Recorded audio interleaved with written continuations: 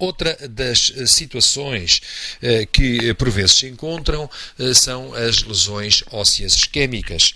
Já falei na necrose vascular do escafoide.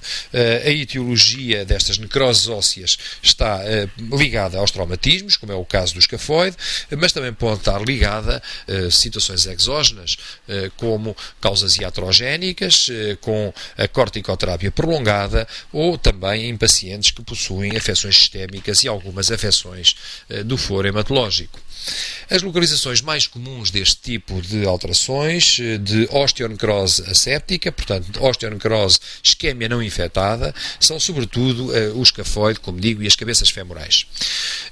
Poderemos ter um outro tipo de lesões, relativamente mais frequente a nível dos desportistas, que correspondem à chamada osteocondrite dissecante. Aqui são essencialmente os traumatismos repetidos múltiplos, por exemplo, num jogador de basquete, que podem levar a que haja um fragmento, normalmente subcortical, que leva a que haja um destacamento desse fragmento. Estas alterações podem ser vistas mais vezes a nível do joelho e também do astrágalo. E, finalmente, existe uma última situação. Esta não tem implicações articulares diretas, já que se observa próximo da artéria nutritiva do osso, em geral na região metafisodiafisária, e corresponde, portanto, aos enfartes ósseos simples.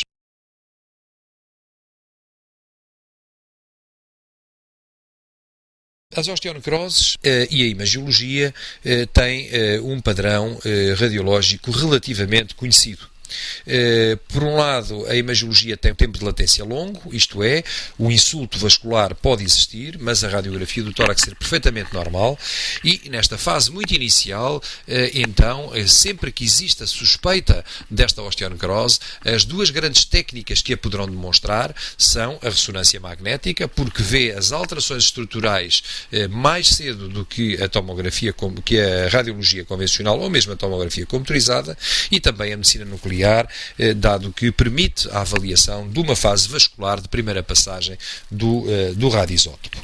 A osteonecrose ascética, do ponto de vista radiológico, manifesta-se por uma área radiotransparente subponderal, portanto, que corresponde à zona de osteólise. O osso reage sempre da mesma maneira, primeiro promovendo a reabsorção e depois promovendo a reparação com a posição de novo osso, e por isso a segunda fase, digamos assim, é o aparecimento ao pé dessa área radiotransparente de uma área de esclerose, que traduz a frente de revascularização do osso.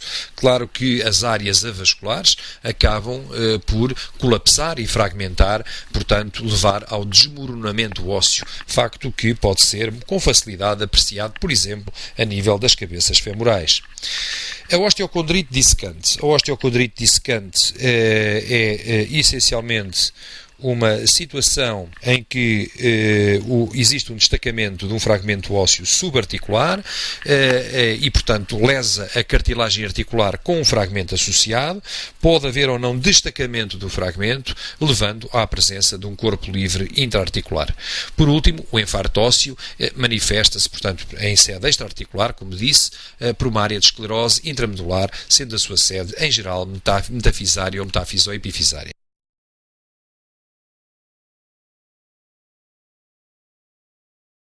Nesta imagem podemos ver então duas imagens à esquerda do infarto ósseo, região metafisoepifisária, e cá temos, portanto, a reparação óssea responsável por esta zona de esclerose de aspecto relativamente amorfo, portanto, um aspecto muito típico, muito habitual dos insultos, das agressões vasculares com infarto medular. Na imagem da direita temos, pelo contrário, uma osteonecrose do escafoide a nível do tarso. A sua semiologia é em tudo idêntica à do escafoide do punho, mas como podemos ver aqui, os grandes sinais associados são a densificação do osso. É lógico também pensar que o osso densifica porque, uma vez que se trata de tecido morto, não há capacidade reparativa no sentido da reabsorção ou da produção óssea, portanto o osso torna-se mais denso, não perde, não há ação osteoclástica e, por outro lado, há um evidente colapso com desmoronamento ósseo.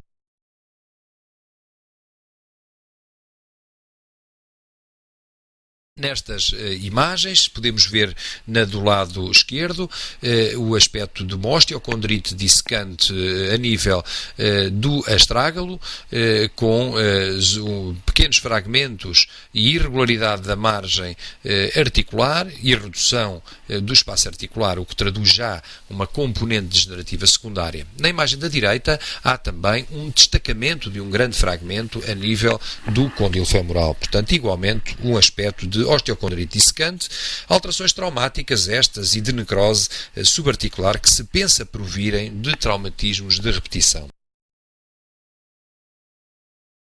Bom, nas lesões traumáticas do sistema musculoesquelético, onde é que existe então, se a radiologia convencional é assim tão eficaz, qual o papel reservado à tomografia computadorizada e à ressonância?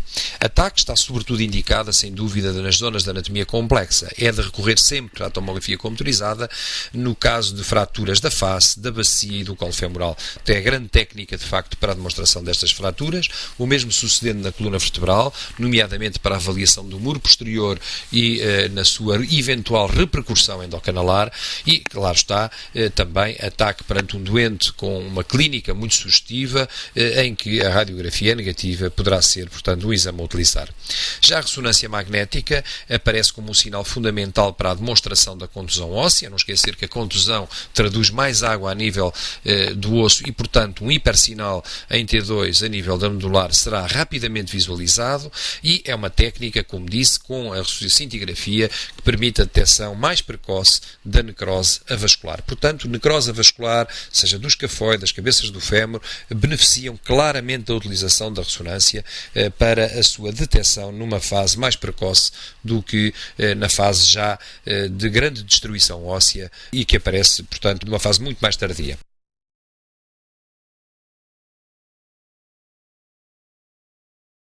Aqui temos neste diapositivo uma imagem de TAC do joelho, uma zona complexa também, em que podemos observar claramente uma alteração morfológica a nível do prato tibial externo. No entanto, dado que se trata de uma radiografia de projeção, tanto a frente como o perfil, embora demonstrem inequívocas alterações, são difíceis de interpretar e a TAC, com toda a facilidade, mostra uma fratura a fundamento do prato tibial interno, portanto, sem qualquer problema de maior, associada ainda a edema dos tecidos moles circundantes. E este diapositivo julgo que é, de facto, bastante elucidativo do poder da ressonância magnética para a detecção de alterações que radiologicamente não são demonstráveis. Tratava-se aqui de um doente com francas queixas álgicas a nível da articulação coxofemoral esquerda, de aparecimento há cerca de uma semana. A radiografia é, de facto, negativa, foi interpretada como negativa e, ao olharmos para a imagem de ressonância magnética, nesta sequência ponderada em T2 obtida com supressão de gordura, podemos ver claramente toda uma grande área de hipersinal que cursa a nível do colo e da cabeça, que cursa com derrame articular, portanto, uma situação de extenso edema medular, numa situação de caráter algodistrófico facilmente diagnosticada e que explica assim a sintomatologia do doente e que foi possível de imediato instituir a terapêutica adequada.